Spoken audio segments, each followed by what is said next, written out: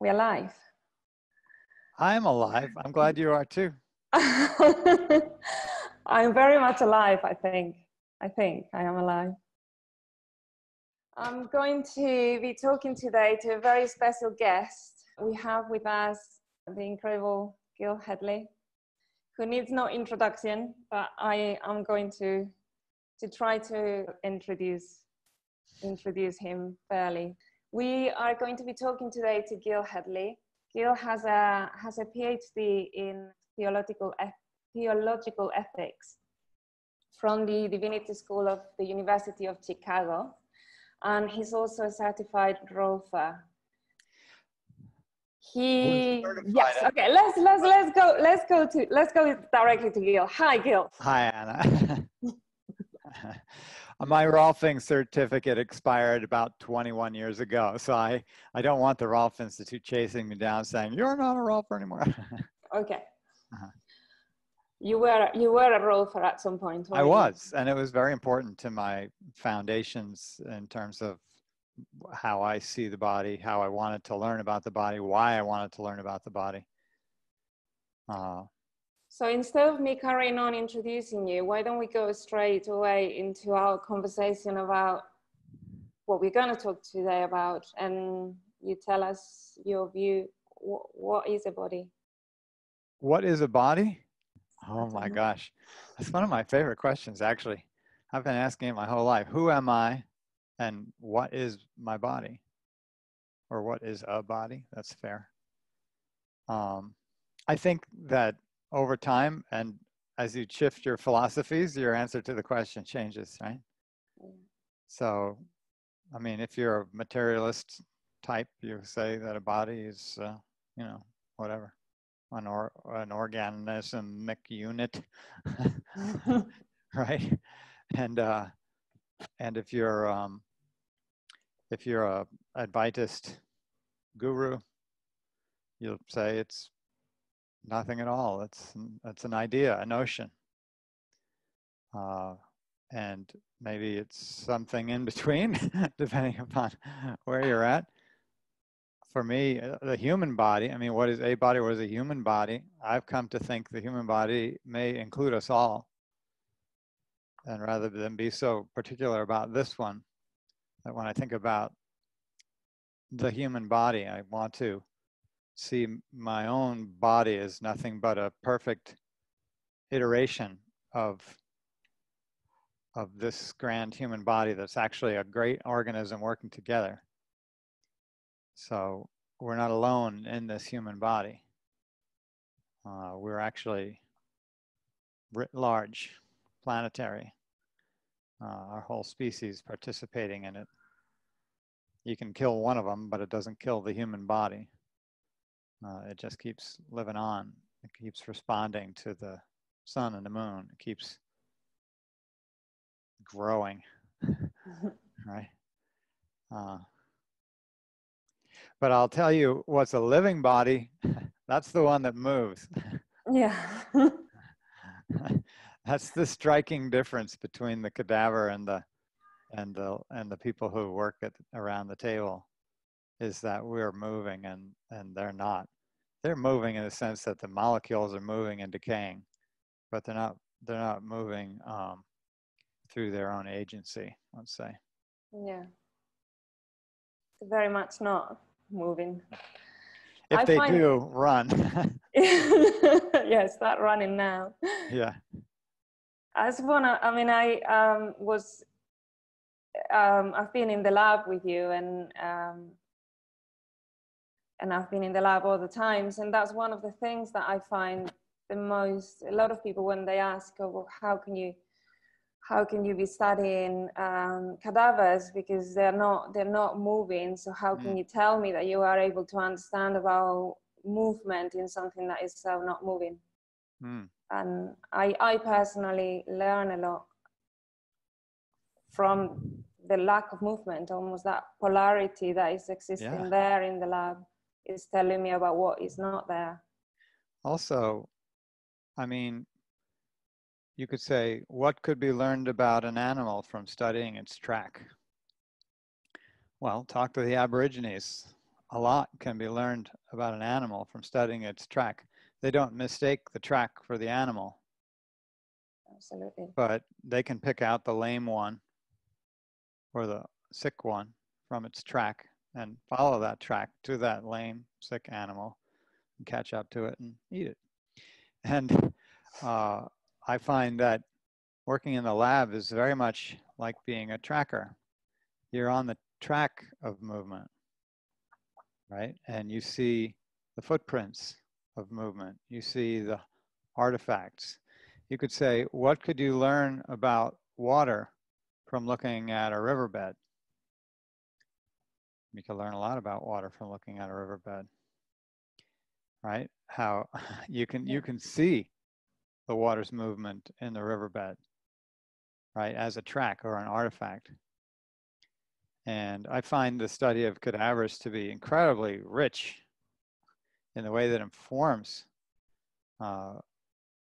my understanding of movement, because there are so many different kinds of tracks, and they all speak to different qualities, right, of our movement and our movement potential that you simply can't see just from watching someone move or from moving yourself.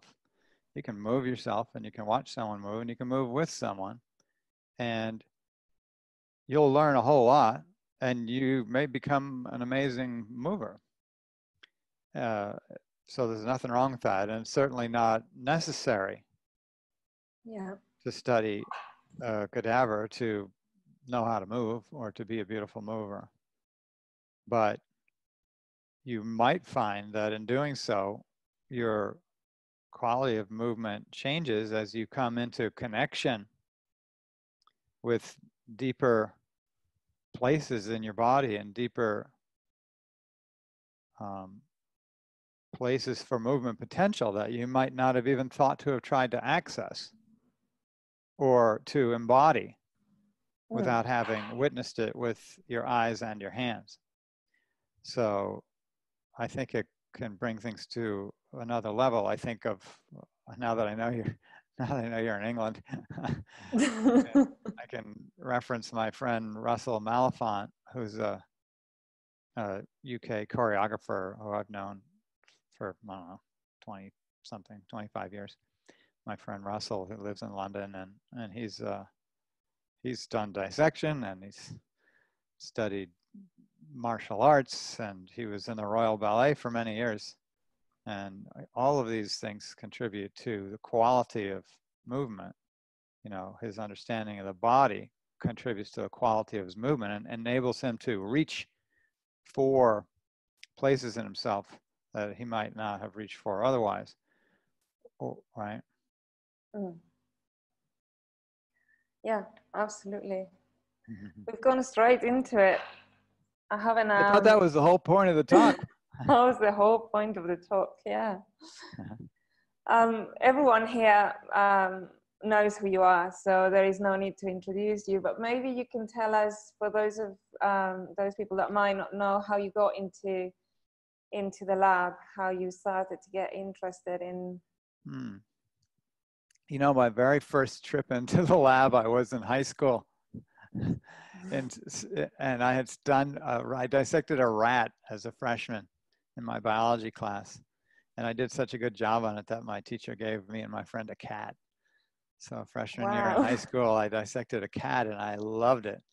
And so by senior year, I was in advanced biology and I was walking around the classroom with my hands behind my back, pacing out back and forth behind my friends who were dissecting their cats and teaching them. So you've been doing it for a while. I've been doing it for a while. Yeah, but that same advanced biology teacher took us into the Harlem School of Podiatry in New York City to see cadaver lab.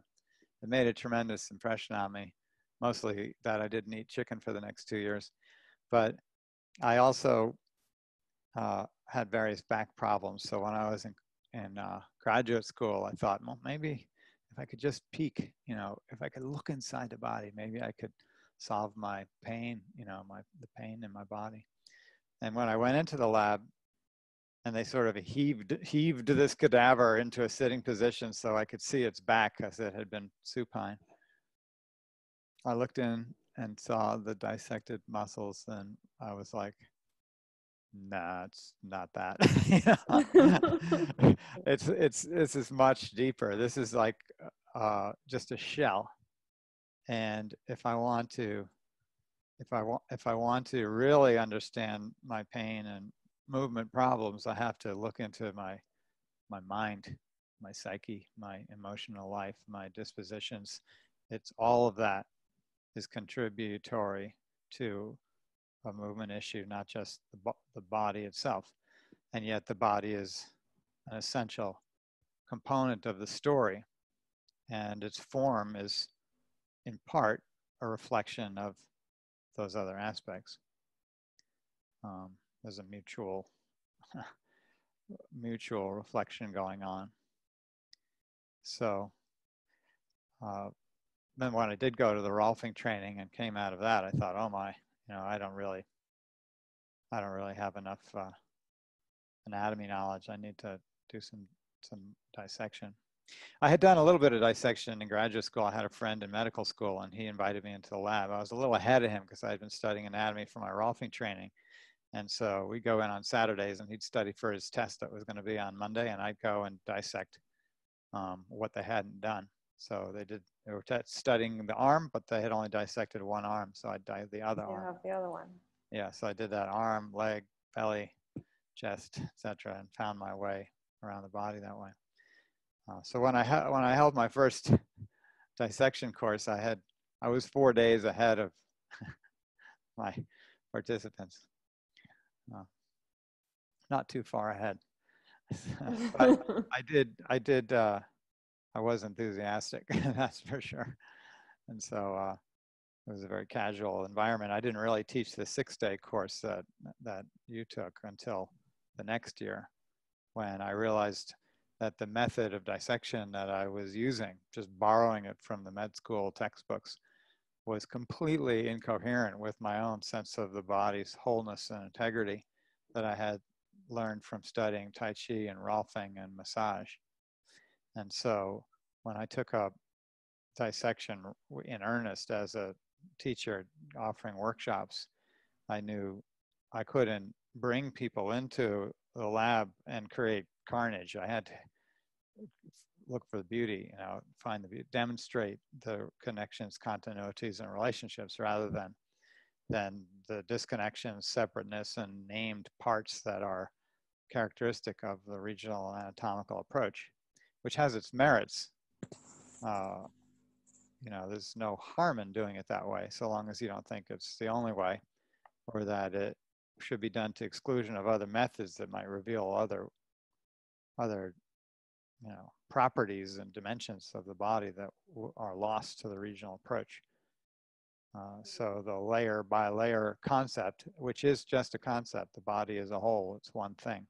And from having done dissection that you can follow a texture and dissect by texture. You can even move by texture.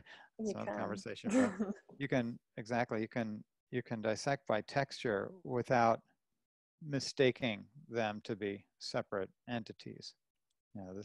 Anything that's separate from the body is something we've created. In fact, the body itself, back to the first question, is a mental concept.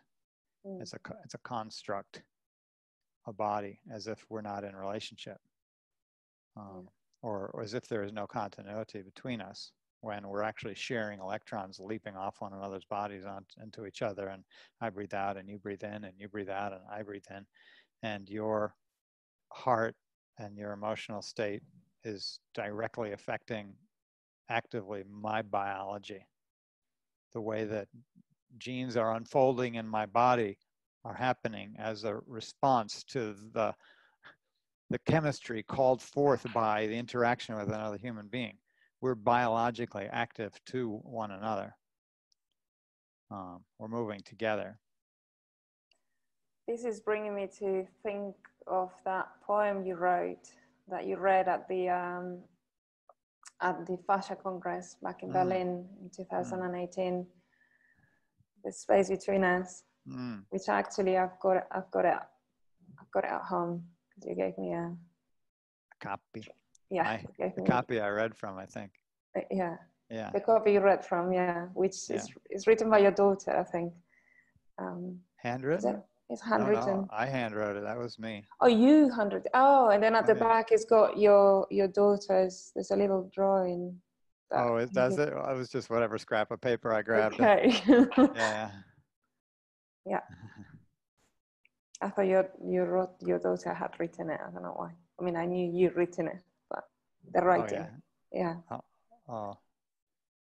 Nope. It's a beautiful poem. Thank you. That space, and there is something that I've been thinking about recently, which is kind of going a bit off topic, but it isn't. What happens now when we are talking like this through this Zoom, and you are in Florida and I am here, and it just becomes so, I don't know, it's quite hard to get our heads around, or my head anyway, I find it quite hard to get my head around that you're wearing a t-shirt and it's light and it's so cold here and I've got a jumper on, and it's evening for me, it's day for you, and we still, and there's all these people on the chat that are saying hello and they're watching, and then will be recorded. That space between us is changing. Much smaller than we imagine. Yeah. We can collapse it. It can disappear. You know, Yeah. Again, our separateness is a construct. It's just a way of processing information. It's not what is. Yeah. And it's changing rapidly as well. At least the ability to access a new understanding of it, maybe, with these new techniques that are coming up. Yeah. Yeah. Yeah, it makes it easier to believe. It makes it easier. I can reach the screen and all I touch is glass, you know. But still, this moment is shared, right? And just because we have the technology doesn't mean it's required, right? So we can actually become coherent with one another at a distance without any technology at all, because the connection is real. Definitely. So I don't think we are going off topic, but maybe for some it sort of would seem that way, because when we are talking about the study of anatomy, and maybe, you know, we started with the question, what is a body? Maybe the next question is, what is anatomy? But is there an anatomy as well? And sort of these thoughts about the space between us, is that also a study of anatomy? Could it fall there? For me, it arises from it, yeah. And studying anatomy, I felt compelled to study anatomy to be a better hands-on body worker. I felt like I had to, because I didn't know what I was touching. I couldn't see it. And so I'm just bobbling around in there, poking and making things up inside of my mind that may or may not be on the mark. And so I felt an urgent need to study anatomy so that I could better serve the people I was touching. And that used to be my logo on my advertisements years ago when I advertised. I haven't advertised in 17 years. But when I did advertise, I would say, "See what you touch." You know, and that was my tagline: "See what you touch," because it struck me that all the bodywork professions were sort of operating blind, and not that you can't operate blind. There are many blind people who operate blind and live wonderful lives, but we usually consider it a disadvantage, at least for seeing, if you're operating blind. Or driving, that's for sure. And you can it's like a blind body worker isn't really at a disadvantage to other body workers because it's a felt,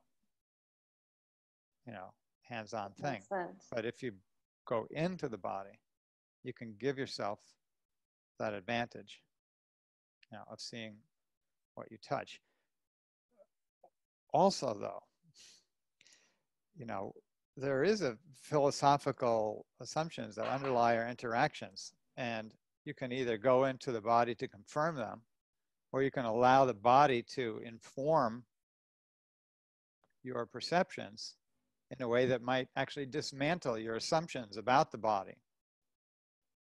Right? So you might have thought it was this, but it turns out it's not this at all. It's that. It's not even that.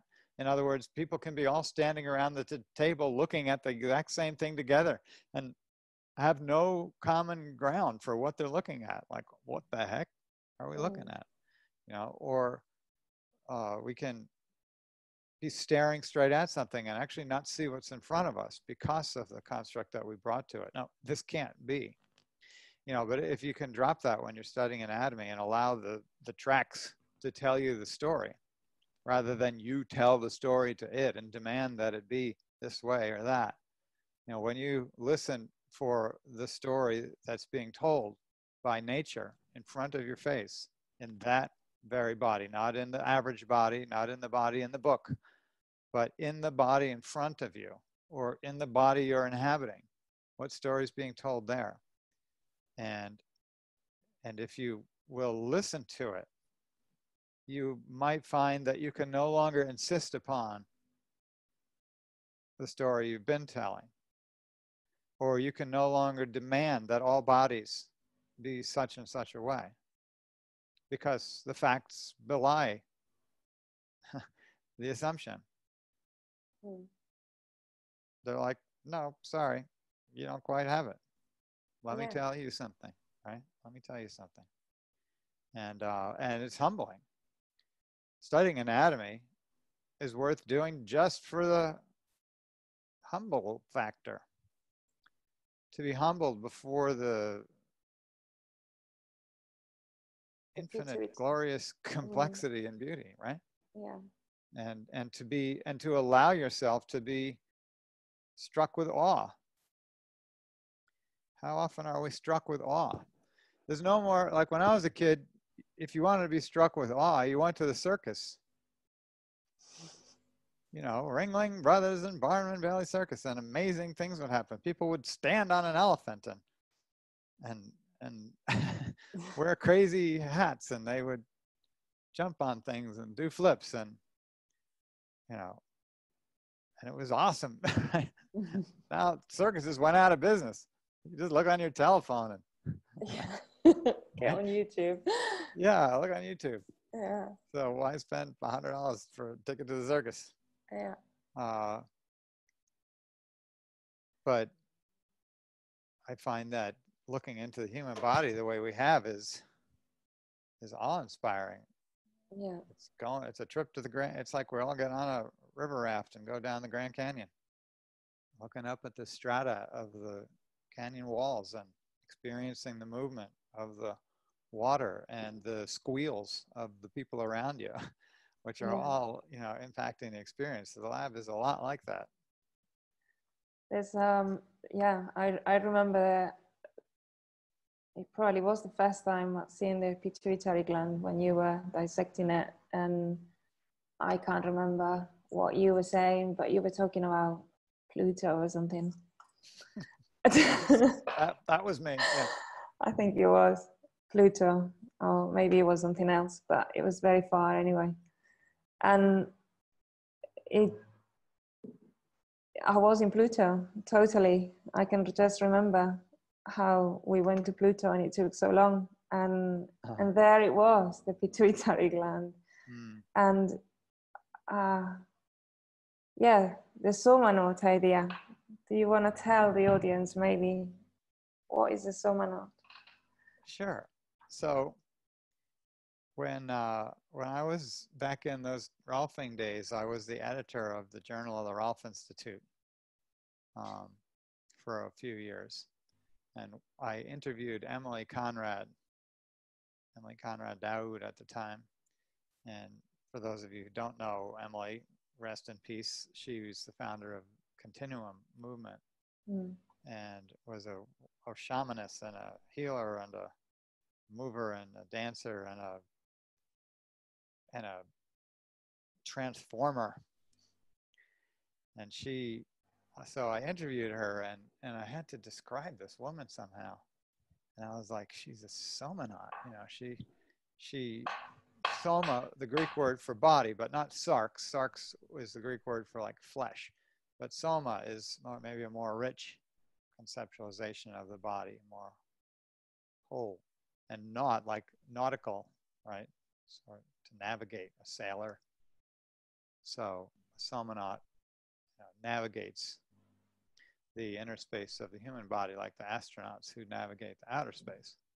And I carry the conviction that if the somanaut goes in, far enough, it'll all go inside out and they'll bump into the astronauts. Because the body's really very spacious, right? Yeah. There's a lot of black holes, isn't there? Yeah, when you follow kind of like, there's a wonderful little book called The Powers of 10. And it sort of starts with outer space and kind of goes in by one exponent at a time. So it goes in and goes in. And so you're moving towards the galaxy and the solar system and then Earth and then Chicago and then someone lying on a blanket in Grant Park in Chicago and then to their skin and then into their skin and then in further and further until you're at the atomic level and it becomes as spacious as the universal vantage from which you started.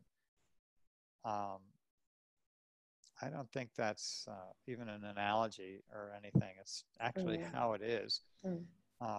It bends our minds to think of it that we're that spacious, but I think this somanauts, I adopted the term for myself. Like, oh gosh, I think I'm a somanaut too. And then I realized all the people who study with me are somanauts. That there's a lot of somanauts out there. That it's kind of a tribe of people who dare to travel within, to explore the inner space of human form and the human person, because that inner space isn't just inhabited by flesh, it's inhabited by emotions and notions and all those things that are forming the composite that we call a person, right, which is so much more than a body. Yeah. Wow. He said to his fellow somanaut. Yeah, that's a discussion we've been having a lot, or we sort of seem to be raised from a Facebook post that I put out there. And it was coming from the question of whether anatomy is useful or necessary. We did discuss, just now. Was there a conclusion? And there was another question, which was, does it get in the way? And there were a lot of people that were saying, yeah, it does get in the way. From their own experience, they felt it gets in the way. I'll tell you what gets in the way is for instance, using your intellect to drive a car, right? In other words, we don't, however, reject the intellect, and it's helpful to learn how to drive a car. So until the properties and strategies for moving through space in that vehicle are thoroughly embodied, in anticipation of that, we have to think, oh, blinker, oh, turn the wheel so I go right, oh, don't step on that pedal, step on this pedal, until it becomes, integrated. Similarly, you to study a dance for a performance, there are maps for that. There are choreographers who write pieces and they become part of a body of work. And a community can, or a dance company can buy that rights to perform that piece, and then they have to study the elements of it. But if they remain in that, they won't get a dance out of it. You know, they have to reach beyond it. But if they didn't have it, they wouldn't be doing that dance. Or similarly, music. Beethoven wrote notes on a page. That's certainly not the Fifth Symphony, right? Which is just a level of integration of emotion and sound generated by a person whose competence that has been developed beyond a mere intellectual comprehension. I think we could say the same for anatomy. So I studied my anatomy, and then I went to the Rolfing table. I would occasionally access that specific information, but no, I was touching a whole person and working with them, not anatomy inside my head. And yet I found it to be in service of the quality of the work that I did. So anatomy can certainly get in the way, in the same way that thinking can get in the way of driving, right? If you're thinking about avoiding that accident, you've already crashed. You know, you have to respond instantly from your reptilian brain in a reflexive manner to allow the correct action to manifest. And similarly, for the for the beautiful movement to arise, you know, it's not going to arise from thinking, I better lift my leg now and turn my torso. Or, darn, I should engage my psoas more. Yeah. That's not going to make for a beautiful dance, but it might make for an important practice session where you're thinking about how to express yourself more fully, and maybe a coach or an observer can say, you're a little stuck around the, you know, below the navel there, what's going on? Yeah, I kind of, you know, so you can, you know, make use of it without it becoming directive, right? In the actual active expression of beauty through movement. That is the problem, I think. That is what is happening a lot, is that it's becoming directed. It's becoming very objectified. The study of anatomy and its application to movement, in my view, it is becoming a study of objects, a study of it's very two-dimensional. Well, let's qualify the discussion then by talking about, again, what do we mean by anatomy? Because, or why study anatomy? For me, it's not to, again, regional anatomy is going to take things apart and name them. Integral anatomy has no objective to take things apart and name them for the sake of taking things apart and naming them. The reason why you take things apart is to feel the relationship that held them together,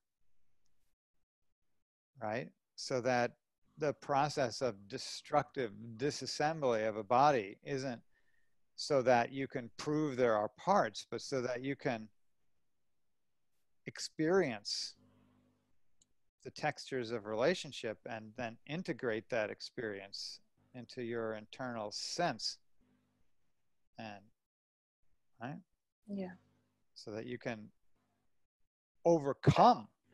You can study anatomy to overcome to the separateness by witnessing the relationships and the continuities that are lost to the regional approach, that don't make it onto any one page of the book, which are each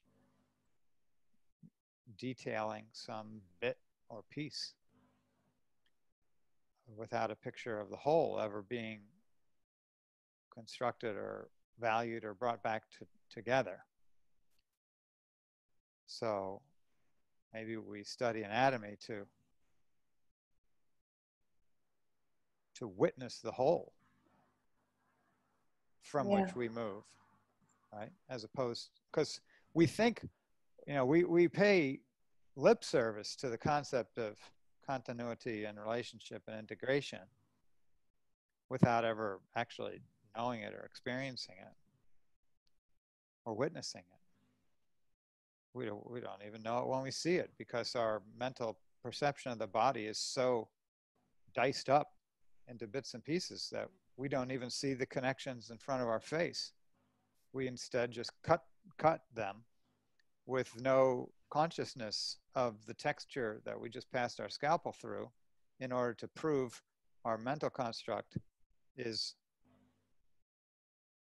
affirmed in that thing we just made. See, there it is, the liver. You know, but to get that liver out on the table took a whole lot of cutting. Right? So what'd you cut? Is that not the liver too? Well, again, and if it's not, then the liver is just a concept. And it is. So I find that the study of anatomy, you know, from an integral approach, not from a regional approach, but from an integral approach, deconstructs my assumptions about the body and builds up my tolerance for relationship, for wholeness, for continuity. And if you can't deconstruct that in your mind, you're going to have some choppy movement. Yeah, absolutely. Right? Absolutely. Yeah. It shows in the movement. Yeah. It definitely does. Yeah. Right? Yeah. Because you... There's no, you know, you were talking about Emily Conrad and the continuum. There's, and then you saying that you made, I didn't know you'd made that word for her. I didn't know that. Yeah. That is just so beautiful. That adds a new, even more love for that word now. I loved Emily. She was a wonderful lady. She was like, I felt like she was like a big sister. Yeah. I agree with everything that you've said. Whew. That's good, because I like preaching to the choir.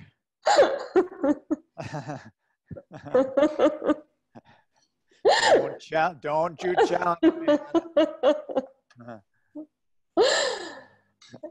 It's really an honor to talk to you, like to listen to, you know, put words to what I sense. I mean, my own experience of studying anatomy.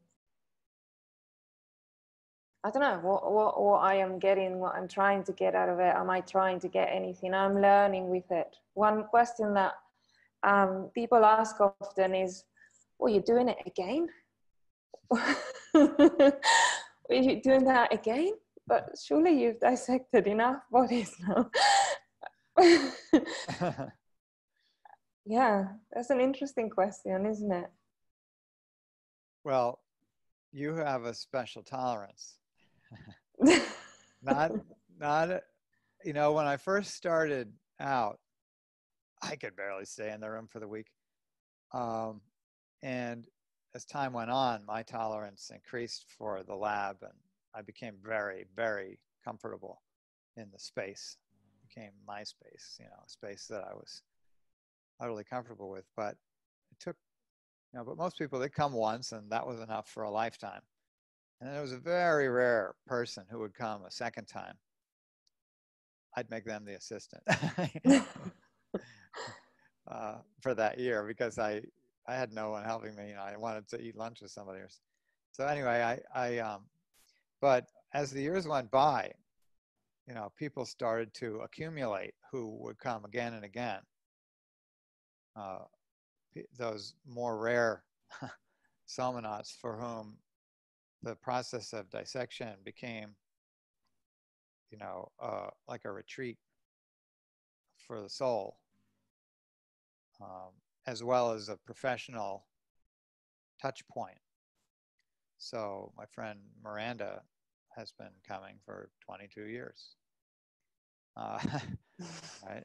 So, and she is, you know, my assistant for sure, or Sally, you know, someone's been coming for 10 or 12 years. And so that, I find some people, you know, can take it up at that level.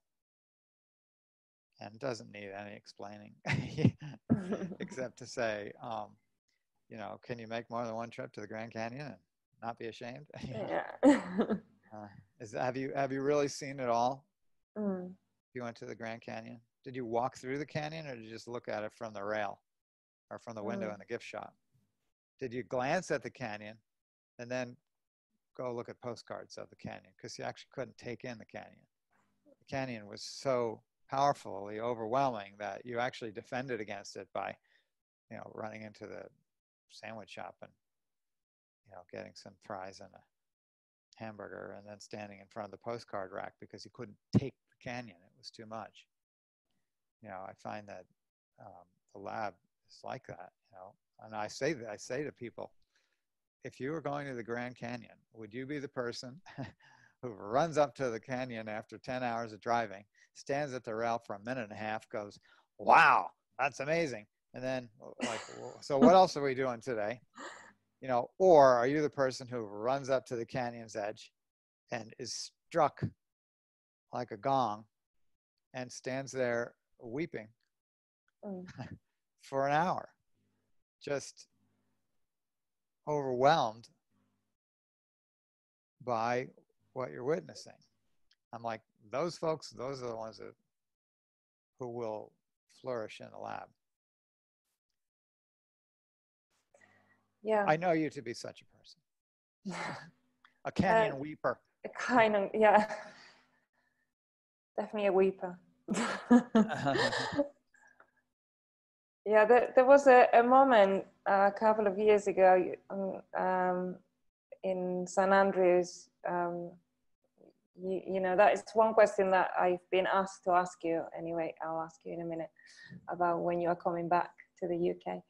But there was a moment a couple of years ago when we were in the dissection live with Julian Baker. You weren't there, but we put the tables together and started to circle around, as we sometimes would do, to look at the forums and what they had to offer and what they had to show to us. And as we were walking around, I had an incredible moment of completely falling in love. And I had already fallen in love with cadavers. That's not the first time that had happened, but each time I wasn't falling in love with the cadavers. I was falling in love with the living. And I was falling in love with the people walking around, and to see this contrast of the life of those that were circling and were moving and were discussing, oh, did you, oh yeah, I did that, oh yes, look at that, and then the dead, the teachers offering their, yeah, that's been, I was kind of in awe at this has been here all this time, and it actually is there all the time. It's there now. It's here, and Rosa's next to me. I can touch Rosa. I can't touch you, but I can feel that you are also. It's there all the time. Yeah, I don't know what I'm saying. Yeah, I know what I'm saying, but you said what you don't know very well, so I think you know it better than you think. Yeah. Well, I could talk to you for forever. We've got a question and answer thing at the bottom of the screen, and already we have got one question from someone. Okay. So maybe we can move on to that. I'm just gonna let the audience know that if you have been enjoying this conversation, that Gil is coming back on Friday. He's going to be joining the panel. We're gonna have the panel discussion, the final panel discussion on Friday at 7 p.m. UK time. And so that answers your question. When am I coming back to the UK? Friday. Yes, Friday. Friday. Friday, he's coming back to the UK. That's it. For all of those that have been saying, can you please ask him when is he coming back to the UK? You've got your answer. If you have any other questions and you want to put them into the questions and answers at the bottom of the screen, then go ahead. We've got Caroline Hunt, who's written a question there, and he's saying, is there a second best option after dissection for the understanding of anatomy that we need as movement teachers? And then she puts in brackets, if not the O. Oh, and Gil is just gone. Something's happened to the internet. So I think we might have just lost Gil. Let's have a little moment. I think he's frozen, his screen is frozen. Can you please let us know if you are watching on the chat that you are still seeing me and whether you can see Gil and whether Gil's talking. I'm going to carry on as normal until Gil comes back. Caroline, yes, Caroline's saying she's seeing me but not Gil. I will, yeah, Gil has disappeared. Something must have happened with his connection. Caroline, I would say that it's not like dissection is the first best option. I wouldn't think it is the first best option. It's just one more option, and it's an option that is there, and that, you know, after having listened to Gil, I'm sure you can see it can offer so much. It can offer so many levels of understanding of the human body, and of course a movement as well. There are many other ways that you can learn anatomy and understand anatomy. Gil, he's frozen, not frozen in reality, but it's just gone. The connection is just gone with him. He has an incredible library of videos called the Integral Integral Anatomy series, which are four videos going through. One is on the skin, the second one is on the muscular and the muscular and deep fascia. Another one is on the viscera, and the third one is on the viscera as well, but also going into the nervous system. So I would recommend that you go and watch them. They have oh, here he is, he's back. I was telling, hi, what's happened? It cut off for some reason. Yes, it cut off. Yeah, oh, it's cut off again. I'm not sure why. There he is. So you were asking second best thing from taking a dissection class, which is a great question, because I created all of my stuff online and gave it away in order to I was telling Caroline just that while you were sorting. Oh, great. Yeah, that just go to gilhedley.com and join the site, which is no obligation. You put in your email and your own password, and you'll be granted access to a library of 3 video courses that have about 16 hours of me giving you everything I know up until this point, or have learned in the arc over the course of those 3 courses. So there's the Integral Anatomy series, which I made about 15 years ago. And then there's the Integral Anatomy Intensive, which was a talk that I toured, a full day talk that I toured for many years, followed by the What's the Fuzz tour talk, which I toured in 2017.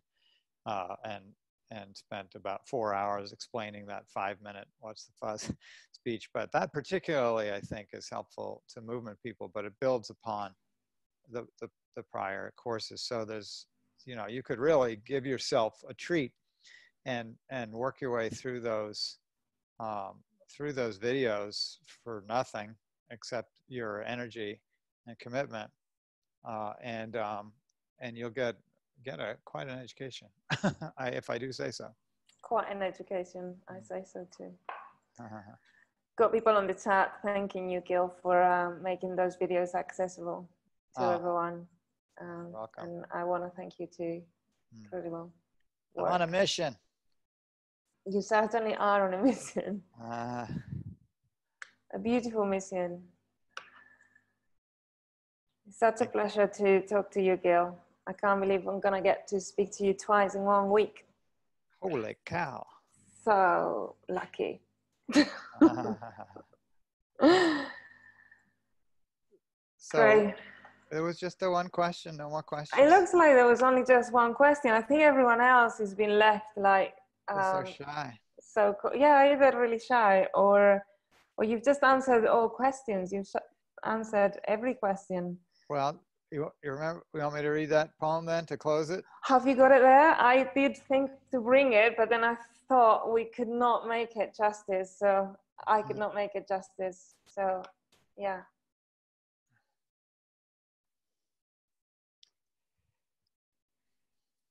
So I have to say the seeming space, which seems like a space. So it's seeming, the seeming space between us. The seeming space between us aches, filled with longings, loneliness, regret, a sense of distance to overcome. All attempts at joining fail to permanently close the gap, this yawning void between you and me. The solitary sense that I am this body and you are that one over there, and we are each to our own, alone. The world too, seems a thing apart, and we upon it, every solitary creature standing separate, unalterably so, as if by some cruel fate, all in proximity, disconnected, afraid. What is born must die. And yet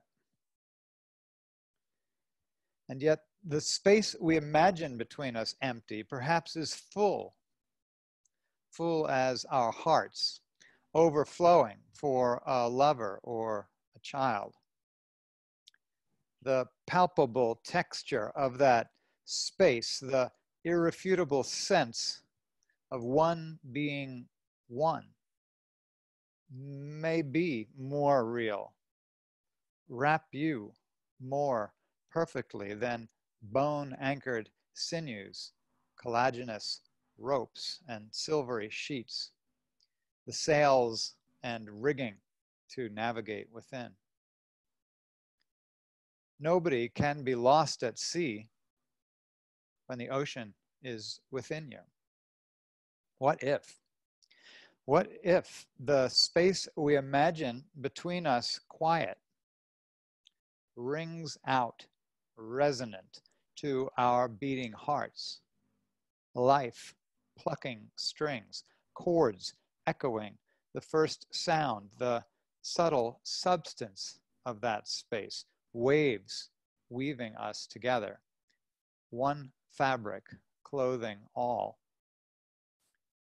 Perhaps the so-called parts fitted together, this to that, form a machine of our minds making only, and the truth lies not in the words and actions that divide, dissect, and separate, but in the seeming space between those bits and pieces, in the tissues that continue, envelop, connect, and relate.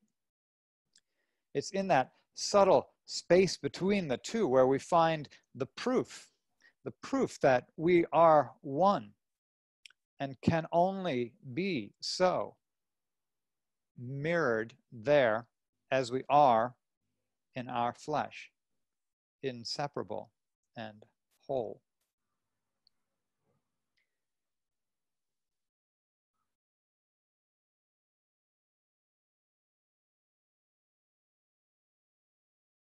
Fiona Webster.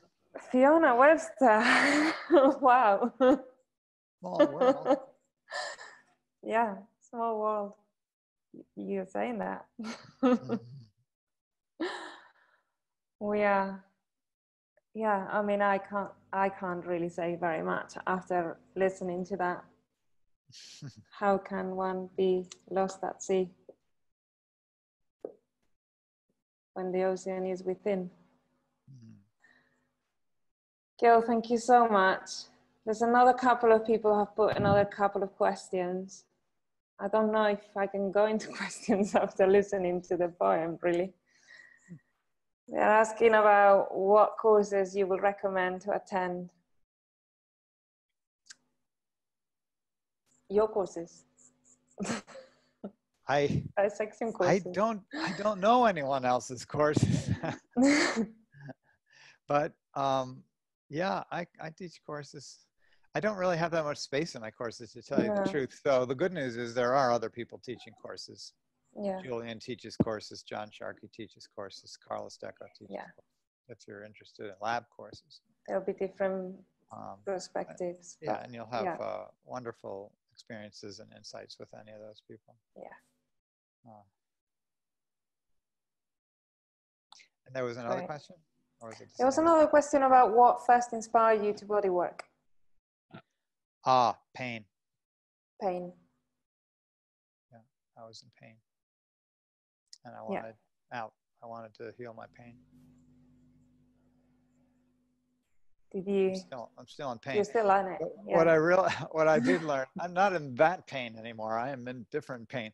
But what I learned is that, this is another poem, but if you wait for the pain to be gone to feel your pleasure, you will die before you do. And so I have taken up the cause of pleasure so that I can have at least that experience as well as pain, and not to the exclusion of one from the other. So life is a mixed bag on this planet, and I found that the cloth is richer when it's woven with multiple colored threads and not just one.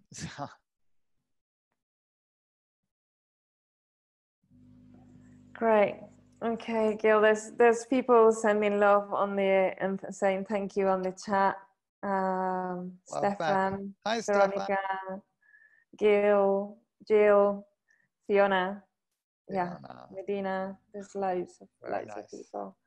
Thanks you all for joining us. Joining us, and it's been really, really special attendees as well, giving us lots of love on the chat, giving you lots of love on the chat, and yeah, I'm looking forward to speaking to you very, very soon. See you Friday. Yeah, see you Friday, Gil. Thank you so much for joining us. You're welcome. Bye.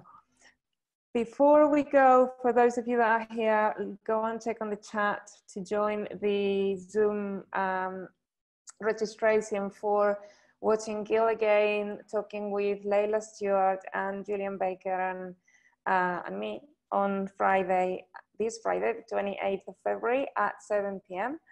And we will be sending the replay to this webinar on Thursday, and when we can get it together. Great, I think that's all. I don't think we have any other admin to get done. So thank you, Gil. Thank you again. And see you soon. See you soon. Bye now.